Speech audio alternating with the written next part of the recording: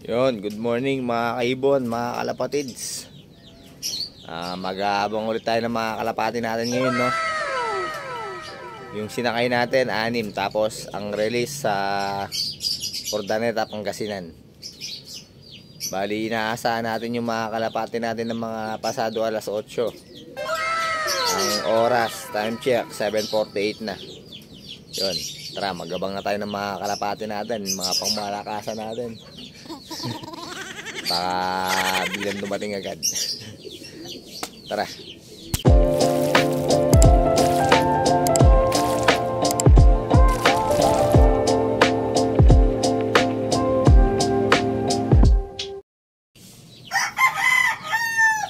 Maganda ang panahon natin ngayon mga kalapatid. Sigurado mabilis makakauwi mga ibon, no? Sana all. Yun, maaga tayo mag-aabang ngayon. Patatig na rin yung mga ibon natin yan eh. Yun, may mga dumadaan na mga kalapatid sa yun. Dami oh. Wala man lang tayong kalapati doon. Guys, may isa na tayo. Ito, nabitin pa.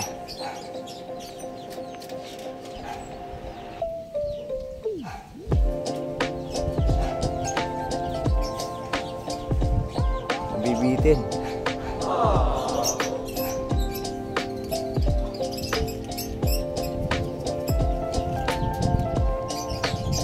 Time check natin 8:07.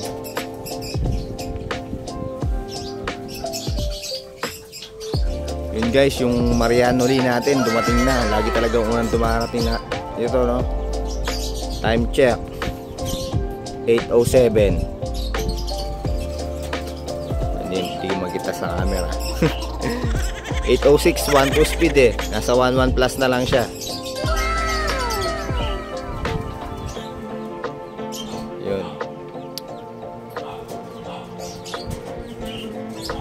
And time check natin guys, 8:07 dumating yung ibon natin. Yun guys, pangalawang ibon natin, yung red check natin, no? Hindi natin na-videoan na maayos. Bigla na lang dumarating. Ito yung red check natin, time check.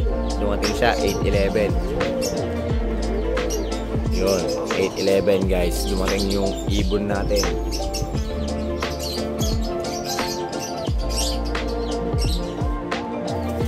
Ito yung red check natin guys. Nagkamali pala ako kanina. Dapat 8:09 pala yung 1-2 speed natin. Bali nasa 1-2 speed pa yung ano natin, no, yung checkered natin, yung Mariano natin. Tapos ito nasa 1-1 speed pa to dapat. Ayun yung Mariano din natin. Ayan. Nasa 1-2 speed pa dapat siya. No? Dumating siya 8:07, 8:09 yung ano natin, yung 1-2 speed natin. 1-2 plus pa siya dapat. Yun, napakabilis. Eto guys, may pangatlong ibon na tayo. Yung young bird natin.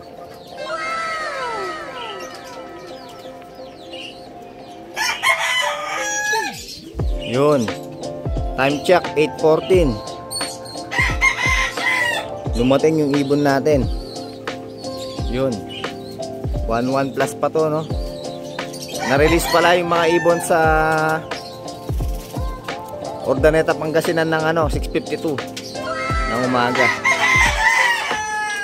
So pangatlo yung bird natin na white flight. Patatlo na tayo guys. Tatlo na lang yung hinihintay natin. Eto guys, may pang-apat na ibon na tayo. Yung grisel natin nandito na. Yun, landing board kaagad to. Yun o. Time check guys, 8:18 nung dumating yung ibon natin. Nakakaapat na tayo, dalawa na lang yung kulang natin. Maganda yung pauwian natin ngayon, mabibili sila, no? Sana all. Kulang na lang natin yung golden check natin tsaka yung blue bar natin na young bird. Time check 8:30 guys, wala pa rin yung dalawa natin. Nangulelat na naman yung ano natin, yung golden check natin. Tapos yung blue bar, di natin alam, no? Dati lagi makalawang dumarating yun. Ngayon, hanggang ngayon wala pa siya. So yun guys, 8:30 na nga, no? Magpapakain muna tayo ng mga alaga nating African lovebirds. Tapos update ko na lang kayo mamaya kung makakauwi pa yung mga alaga nating kalapate, no? Yung blue bar natin, tsaka yung golden check natin. Wala pa rin hanggang ngayon, 8:30 na. Yun, pakain muna tayo ng mga alaga nating lovebirds. Tara. A few moments later. Guys, yung blue bar natin nandito na pala, no? Time check 9:03. Pero siguro kanina pa to nandito. Kakakit lang ulit natin, kakatapos lang natin magpakain ng mga alaga nating African lovebirds, no? Hindi lang talaga agad pumapasok to eh. Yung bird pa kasi matigas yung ulo nito. So yun, yung golden check na lang natin yung wala. Nangulilat na naman yung golden check natin. 9:05 cut-off nung nung club. Hindi naman tayo sumasali ng pooling pero check pa rin natin yung forecast. Para sa susunod, alam natin yung mga speed ng ibon natin, no?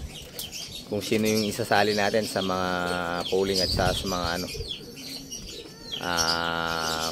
fan race, ganyan. So yun guys, no, hanggang dito na lang yung vlog natin para ngayong araw na to.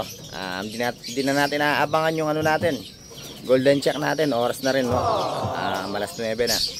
Mag-update na lang ako mamaya sa reels kung makakauwi pa yung kalapati natin. So yun, hanggang dito na lang yung vlog natin para ngayong araw na to, mga kaibon, mga kalapatids. Ingat and God bless po sa inyong lahat.